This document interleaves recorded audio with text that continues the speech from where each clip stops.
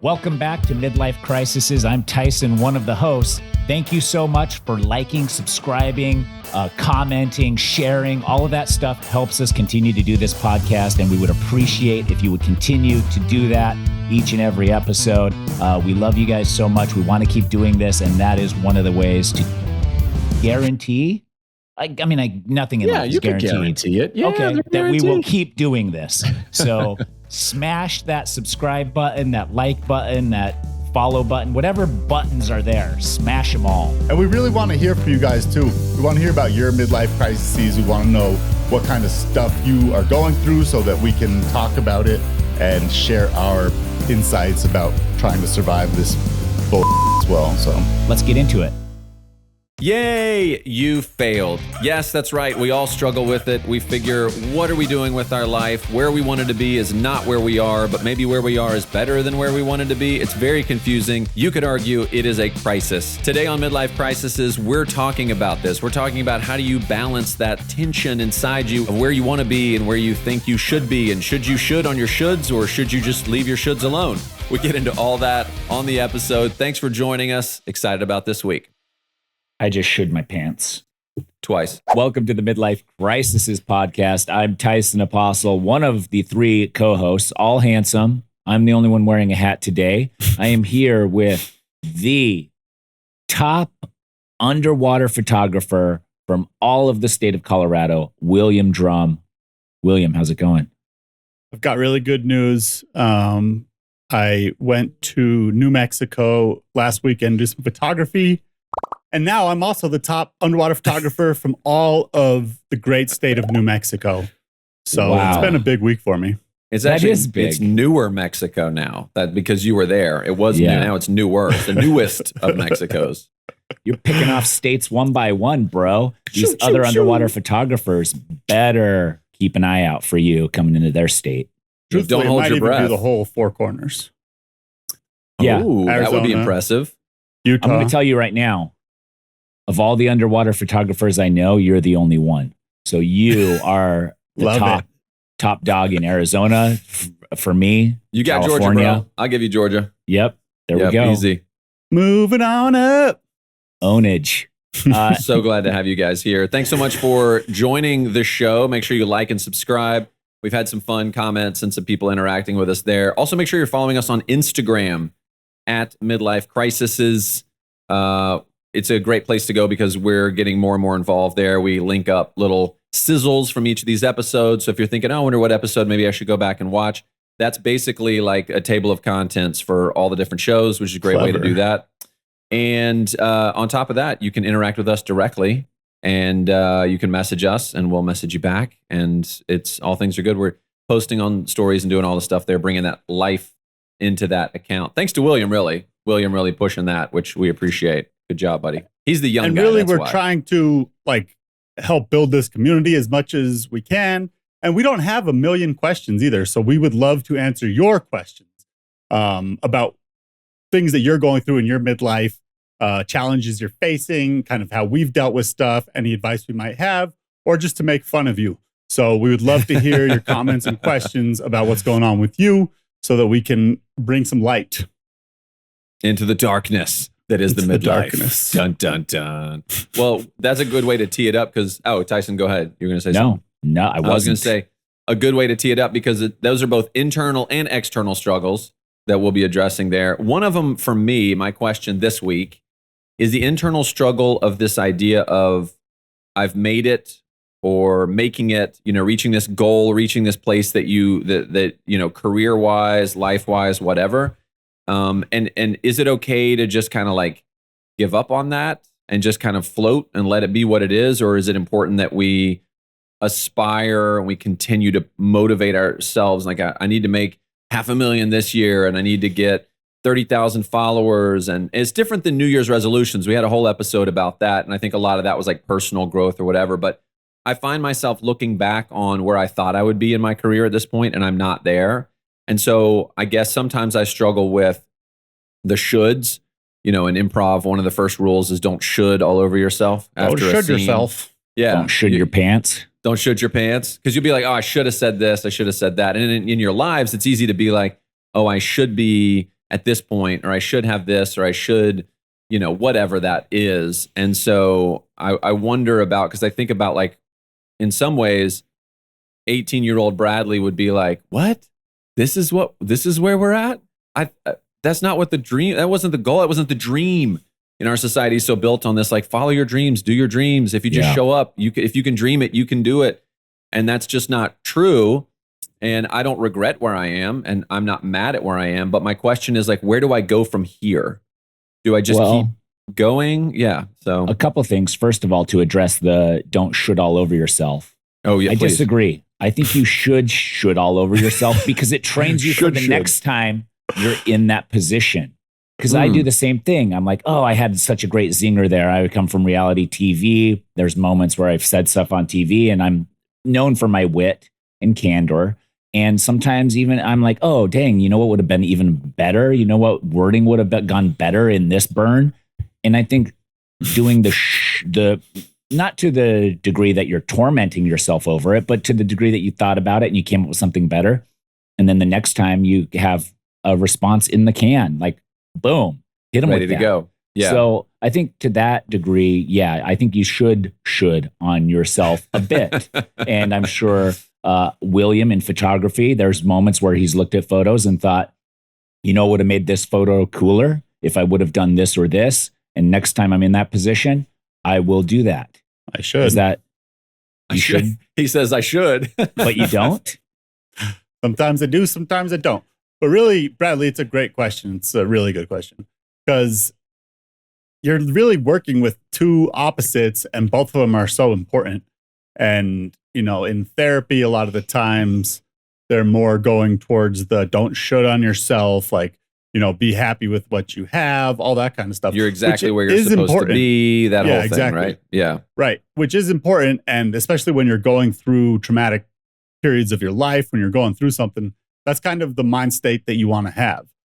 But I think that, like, for myself and for a lot of people who are seeking whatever mastery of whatever they're doing, whether it's business or health or whatever, I think that you kind of have to keep pushing towards that higher aspiration because it's so easy to get caught up in the cycle of being like, well, yeah, I didn't do that, but it's okay. Like, yeah, I'm still, I'm happy with what I am, whatever. But then that is not like a growth mindset. That's like a acceptance mindset, which nothing wrong with acceptance. You got to do some acceptance too. But I think a lot of it's just about where you're at in your life.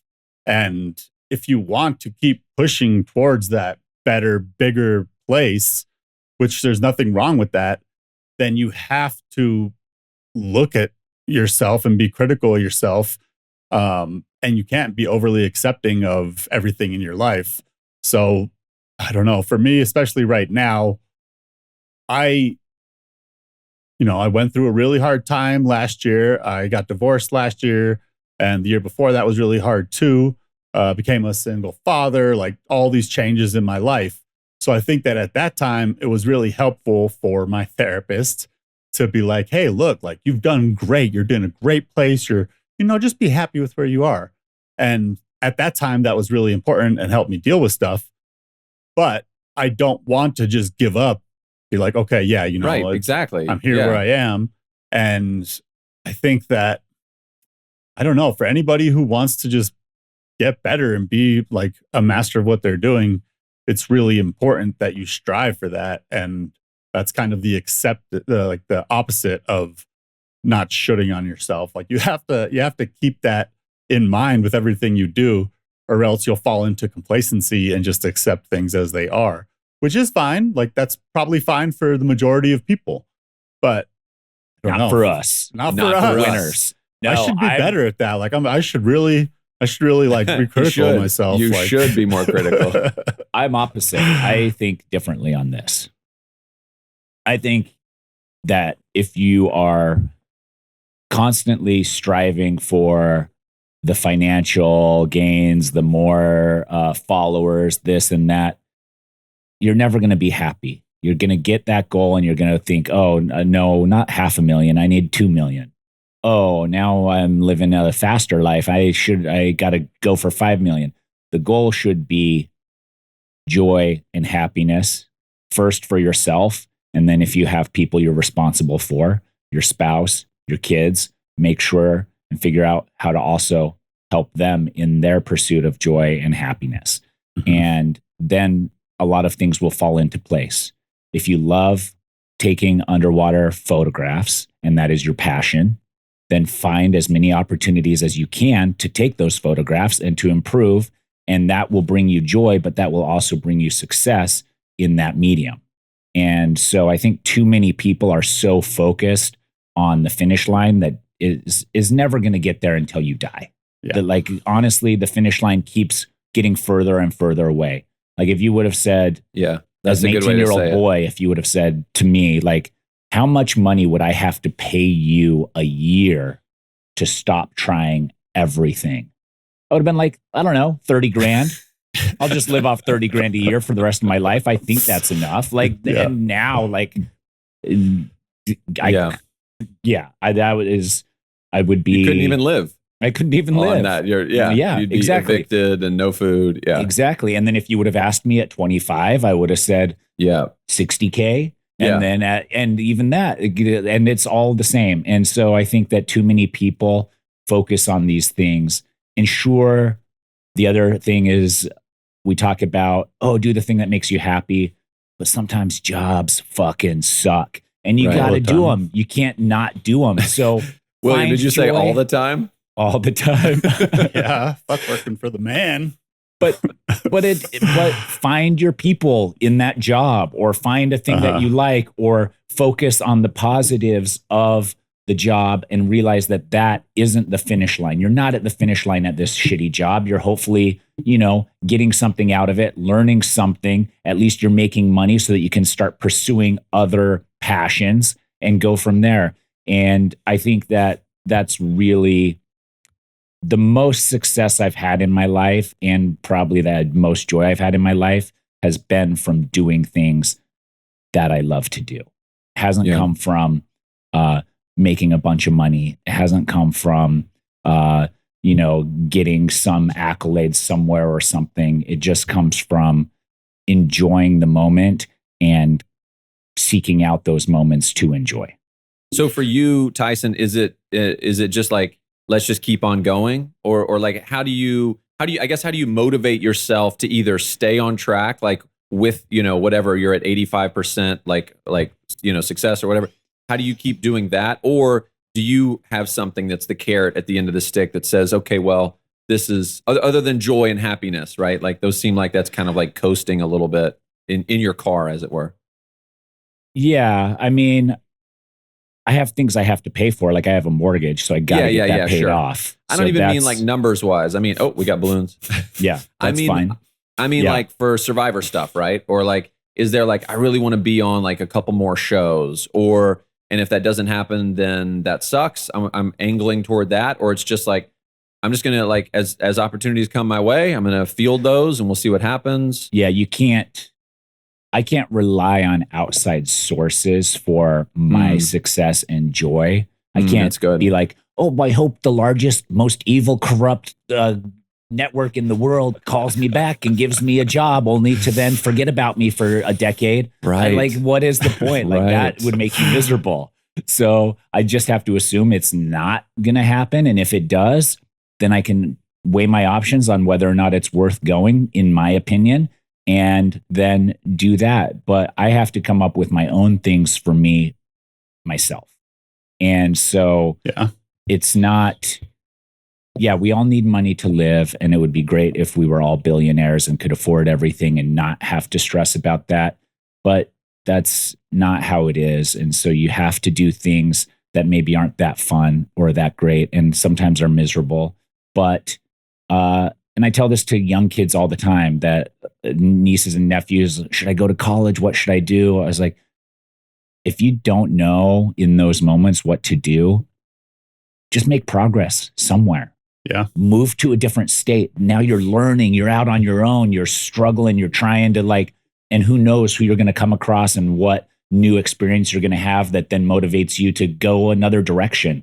But as long as you're putting one foot in front of the other as often as you can, when in those moments of confusion, you're going to be totally fine. And I think that that's like a lot of people younger than us are scared about that. And we did the same thing, and we were scared too. And our parents did that. And we're all just winging it. And it's not like we have the answers. It's just like we've taken those steps when we didn't know which direction we were going to go. We still moved forward. And now we're here. Like, I wasn't my plan when I was 10 years old to be on reality TV. That didn't even exist. Wasn't even my plan 6 months before I went on reality TV to go on reality TV. That still was a stupid idea to me. I was trying to be a pro cyclist, which I liked. I didn't love, but I loved it more than working a corporate job. So I chose that path. And it was hard, and it was brutal, and it was depressing a lot of times. But in those moments, I was like, I could be doing this, or I could be in a cubicle somewhere taking phone calls. And I prefer this. Some You'd people be depressed don't. somewhere, either in an office or on a bike. You may as well be outside. Yeah, exactly. And it wasn't all of I had a lot of freedom. I had a lot of, control my own schedule. And when I was successful, it was very fun. But you had those dips where it kind of sucked. But then you'd look at it and be like, so many people would love to be in this position where I'm riding through the Swiss Alps on a Wednesday morning, eating a croissant out of my back pocket as I'm, at the top of one of the climbs. The piste de l'argent sans faute peu. Exactly. So, yeah, and so like, but because I did that, and because I did those things that I thought, or that I was interested in and would bring me joy, or was like the lesser of two evils, sometimes I got selected to be on reality TV because they were like, this guy's interesting and he's pursuing these things because he doesn't want to just be like trapped in a thing that he knows he's not going to be happy in. Mm-hmm. So, and then it led here. Like, I never planned for any of this path to be. Right. It just became because I lived and because I put a foot in front of the other one, especially in those hard moments when you don't want to. That's when you need to put your head down and just fucking mow through whatever shit you got to get through to keep going. Yeah. And like, I agree with all that. Part of it is like what your goals are, like if they're healthy goals or maybe unhealthy goals, like something like striving to make $1 million or whatever is probably not like really a healthy goal. But something like trying to make some more money so you can buy a good house for your family and your family can grow up in the place where you want, that's more healthy. And I think that like it's got to be both. Like, you have to constantly be growing, or else you're going to stagnate and you're not going to be happy. And really, like, the happiness comes from the journey. It doesn't come from the destination. So if you have to be working towards something, and hopefully that's towards something that makes you happy. It's like something that's a good, strong goal for you and your family. But the opposite is just like accepting everything as it is and then not pushing for that growth. And that's kind of what I mean. Like, you still got to keep pushing, because or else, like, what's the point for me? Like, you got to keep pushing. But at the same time, you can't account for what other people are going to do. You can't account for what this company's going to do. Like, this network's going to do. Just make something happen that's so out of your control, like Tyson said. And that's what you're saying too. I agree with that. So it's like amor fati. Like, you got to love your fate. But you also, for me, still have to strive for something better. Like, be happy with what you're at, but realize that the journey is like where the happiness lives. It's not in the destination. So you still want to have those things that you're working towards, while also appreciating what you have and loving your fate, no matter what it's dealt you. And I think that that's where kind of the secret sauce is appreciating life as is, but not accepting it, but still working towards something better. That's good. I think some of this, I was just trying to, like, in retrospect, I was trying to figure out, like, why this question? Why did this come up? And I think it has to do with recently we were watching SNL had like a 50th birthday kind of thing and had a celebration. They did like a behind the scenes where they interviewed all these different people, surprising cast auditions, people who didn't make it. Kevin Hart, Stephen Colbert. There were people like that, Jim Carrey, people that you would be like, oh wow, they would have been awesome on there. And then it started getting me thinking. I was like, oh yeah, there was this girl I met who took me on like a tour there one time. So I went back through my old emails and I found her email. And then I just moved to LA, and then she connected me with basically who's one of the major producer runners now, who's on that documentary. And I was like, oh my gosh. And we had emailed and she was like, yeah, send me your stuff and let's take a look and whatever. And I was like, oh, and I saw in my email that I responded and said, I'll send you something soon. And I didn't, at least not in that email thread. And I was like, what? Send me something now. Yeah, exactly. But then there was right. Yeah, exactly. 10 years later. But then there was also like, hey, sorry, this got lost in the inbox. But then there's also, I didn't have anything to send. I wasn't ready. I couldn't have actually shown anything. I mean, maybe I could have come up with like a funny character or something, but like, so there was a part of me that was kind of like, and Kirsten and I talk about this too, is like in the career that we thought we wanted, and I'll say it that way because I don't know everything about everything. Maybe I would have hated it, Tyson, like you were saying. Like you get to that point sometimes and you're like, I thought this was it, and it's not. And I guess, as to William's point, that's why you're supposed to enjoy the journey and not the destination, because it's always moving, and when you get there, usually it's not as good as you want. But we talk about this in career, or it just keeps moving. And there was a part of me that, like when Jimmy Fallon got the Tonight Show, we were just like randomly chatting, Kirsten and I, and she was basically like, even though you would be great in that role, and you've done stand up and you've done things. I was years behind where he was from a standpoint of like notoriety and this kind of thing. And I could not have even really been in the room with that. I could have potentially, if there was just like a blind audition type of thing, but there was the thought of like, that's gone. That role for the next 15 years, he's got it. And you'll continue to age, and that won't be available. And SNL is a similar kind of case. It's like, even if now they called and they're like, come to SNL, I'd be like, no, I can't do that. Like, 15-hour days, sleeping in the office. I have a family. I got stuff I got to do, Do you know how much Adderall all of them take? Oh, it's got to be like finance bros. Like there's no stopping those people and what they have to do and pull and turn. And it's amazing. And look, even that's not pure guarantee of whatever you call success. Like that could just be a stop for somebody. That could be the peak. For others, that was, Will Ferrell or whatever, like takes off from there. But then someone like a Sherry O'Terry, who's great and really funny, is now like not as quite of a household name. So anyway, it just started getting me thinking, because when I first moved to LA, it was like I had like, all right, in X number of years, sitcom, and let's get on SNL and like all these things. And I needed those to push me, to move me, because otherwise I would just go out there and be like, I'm going to surf and we'll just kind of see what happens. And then 10 years later, I haven't done anything but work in restaurants. Or you're a pro surfer. Or I'm a pro surfer. I love that, Tyson. That's so good. That's the kind of openness that I also want to have moving forward, which is, I love like one foot in front of the other. Yeah. I love that, because I think there is so much value in this leads to that, which leads to that, which leads to that. And I'm the kind of person that looks and says, dang it, like what would that have been? A little bit, right? And that's even why I moved to LA. Was like, I don't want to regret. I don't want to wake up. At the time I thought, so old at 40 in my bed, but when I was 20, I was like, I don't want to wake up like almost dead at 40 and wake up in my bed and be like, I should have moved to LA. Exactly. And not have that regret. So, I did, play the game, but I don't know. There was just a part of me that was kind of like, so what now? Those things are off the table.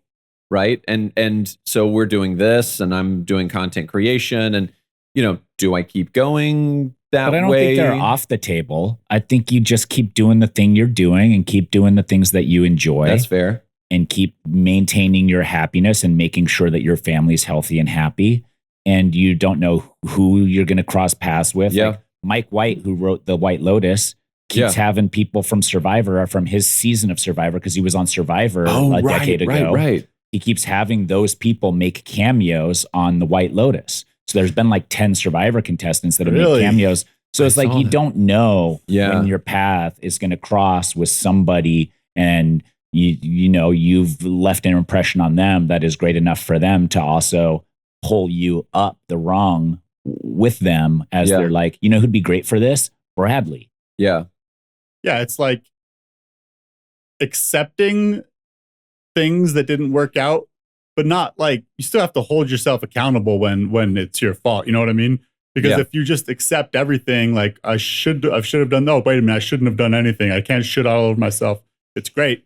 You got to at least like have the level of, it's kind of a different form of accountability to some degree, right? Yeah. Like, I accept that happened, but I still realize that it was my fault in this situation. And that's not always the case at all. But in those cases where it is, like, if you don't ever hold yourself accountable for it, then there's no like real possible growth in the future from the like whatever you might want to call it. You don't learn from your mistakes, right? Like we teach our kids. Yeah. Mm-hmm. Yeah.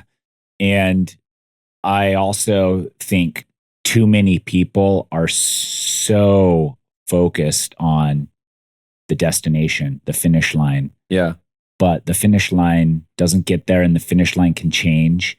And also, when you're putting one step in front of the other, you can take back. You can, like, I've sacrificed my physical health a little bit to raise kids, but I was moving forward as a father, but I was moving backward physically. And so now there's moments where I'm like, okay, now I got to get in shape. And now I'm moving forward physically as well and trying. So like, it's a constant, like, give and take, but make progress doing something somewhere. That's a really good point, because it's not like you're just moving this like 2x4 with like forward and your entire life is progressing equally at the same time. It's actually more like almost like one at a time, and then one drops back a little bit, and then keep pushing one of the things forward. Yeah, I think that's progress. I like that. I like that you can look at some area of your life that you're still moving forward. And I think maybe that's part of that balance, William, that you were talking about, where it's like, you can't just sit on your sofa and be like, the world is out to get me and I'll never succeed in anything and I'm done. And then the other side of that, of course, is like, I never sleep, I never eat, nothing's good enough, push forward, like, kill that thing so we can keep moving. So I like that kind of mental image, Tyson, of like, okay, that's falling backwards, because that's at the cost benefit of this. The benefit of the family is taking a boring job so we can get a house for stability. Okay, that seems like a step back career-wise, but it's an advancement for my family who, previously we were like, we don't know if we're eating this month. Oh, we had a good month. Somebody came in at the last minute. Great. Steaks for everybody. Steaks for everybody. Yeah. Yeah. So that's good. I like that. Yeah. And I think that especially people who are obsessed with certain goals in their career or with their finances, like, that's just one element of everything. It's like there's your body, your health, your spiritual well-being, your relationships, your community, and your career, your family, all that. So I think Tyson's right. As long as you're moving forward in some of those, one of those, and then not that's sacrificing the most important things. And not sacrificing the most important things. And I think that's what happens with a lot of really successful people, is they just forget about everything else except for that singular focus, which might help them focus on that one, or might help them succeed in that one area.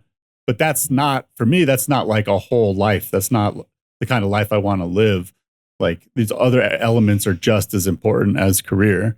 So I think that's really well said as far as making moves forward in one of those areas, even if sometimes the other areas take a small step back, as long as you're not forgetting about them and you're still working towards this like better version of you. I don't know, just a happy version of you that's working on some sort of a journey in all of those elements of your life. Yeah. See, guys, it works. Our podcast works. We've come up with a nice sorting of how to figure this out internally. At least I think this is good. I feel really good about this. Thank you, guys. Yeah. Well, the last thing I want to say is take opportunity take advantage of opportunities, take advantage of experiences. If someone asks you to do something, if someone gives you a cool opportunity you never had, if someone offers you a cool experience you haven't had, take it as much as you can, because you never know what that will springboard into.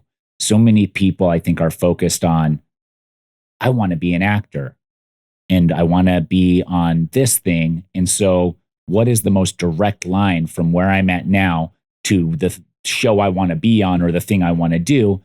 And then they forego all the other things they enjoy to try to get there. But if they would have just taken those experiences that they enjoy and that they're interested in, they probably would have gotten there. Like, you're in LA, I'm so focused, all I want to do is get on this show, I'm going to all the auditions. But I also love yoga, I also love working out, but I don't have time for that. But guess what? You know who goes to yoga? Directors, producers. You know who works out? Those same people. You know who? It's like, build a network in the things you love, and then those opportunities just pop out at any given moment. You don't know who's going to be where. And so it's like, so many people I've met through pickleball, through poker, through church, through all of those different mediums of networks. And that helps a lot. So I think when you focus so hard on getting to that goal or that finish line, you miss so many opportunities to actually have achieved that by skipping the things that you enjoy to try and get it. And you miss life. You can't go back. You can't rewind. You can't say, let me try it again. I was too focused. So yeah. The line isn't straight. The line to whatever finish line or goal you have is not straight. It zigzags. There's forks in the road. Both forks probably get there or will get you to something. Like, that's just life. And if you are not capitalizing on those forks in the road and on those zigzags, then you're missing the whole point of it. And it's so much harder to get like anywhere by yourself than working with other people. And I think that nowadays, with social media and everybody being connected to their devices all the time, crazy stuff in the news, all this, I think it's a lot harder to find community than it used to be. And I think that this is something we've talked about a bit in the past. But really, those interactions, those people that you meet along the way, what you're talking about, Tyson, they can all be shortcuts to where you're trying to go. Yes. Like, it's going to be much harder or impossible to get to some of those destinations without people who've already done it, people who have seen it. And the amount of opportunities that you pass up by trying to do things by yourself instead of actually taking time to find community, to network, all those things is huge. And I think, I mean, for myself, I've never really had like a really strong mentor. And part of that's because I haven't really looked for one. I haven't spent the time to do it. But I think that that's like a cheat code. It's like, that's so yeah, I think that's a good way to say it. You can't do it by yourself. Yeah. And not only are those people shortcuts, but they could be introductions to the new goal, to the new thing you love, to a pivot, to a fork in the road that you like the never idea of even more. That you never ever even considered. So I think so many people struggle with this, and they look at people that seemingly have all their shit together, and it's like, nobody really does, unless you were a multi-billionaire trust fund baby who was just put as CEO of their dad's company when they were whatever age. And then, I mean, then that's only one aspect. Again, that's financial. So like everybody else, you could argue that person didn't do that alone. Yeah, they definitely didn't at all. Yeah. And so probably not happy, and they probably don't have that feeling of success, but like, who knows? Yeah. I'm not here to judge those people. I'm just saying, like, take the zigzags, take the forks in the road, meet people, pursue things that you love and enjoy as often as possible. And if you have to work a shitty job to, keep moving forward, work that shitty job, because shitty jobs don't last forever. And accept your L's, but still hold yourself accountable for them. Like, there's got to be an acceptance, and if it can't ruin your life, you got to learn to like live with it, but don't just brush it off like you didn't have any responsibility, because or else you're never going to learn. You're never going to grow. Yeah. It's good stuff, guys. Thank you. Thank you. That was a great bing, question. Bada boom. That was a great question. Yeah. So many people struggle with that. And we all do. We're all still growing. I'm still taking the forks in the road and the zigzags and figuring it out. Yeah, I'm still trying to learn acceptance. I'm still trying to learn lessons. Sometimes it takes me messing up over and over and over again before I can learn that lesson. So, get it. Like feeding your dog rotisserie chicken. Yes. It takes you a couple times to figure that one out. Shiloh just loves it so much. I'm just going to do it. It's fine. It's hard. It's fine. Yeah. It's like all she wants nowadays. Of course. Barely eats her other food. It's just like humans. We want what's worse for us. Exactly. That's so true. So, all right. That has been a riveting episode of Midlife Crisisses. Again, please show us your love and support. Like, comment, subscribe. We're on Instagram. We're on social media platforms. We're on YouTube. Comment. Ask us your questions, and we will get them answered. Anything else? That's it. Okay. No, just that we're really excited for building this community, and we just want to hear all of your problems too, because they probably make our problems seem like nothing. So let's hear your worst things in your life. Bring the worst it on. things. I don't want the worst things. Also, if we're building a network here, who's to say that through this network you don't in the future become the president of the United States? Boom. Exactly. 100%. That could work. Good work. Okay. All right. Till next week. See ya. Good luck, everybody. Good luck.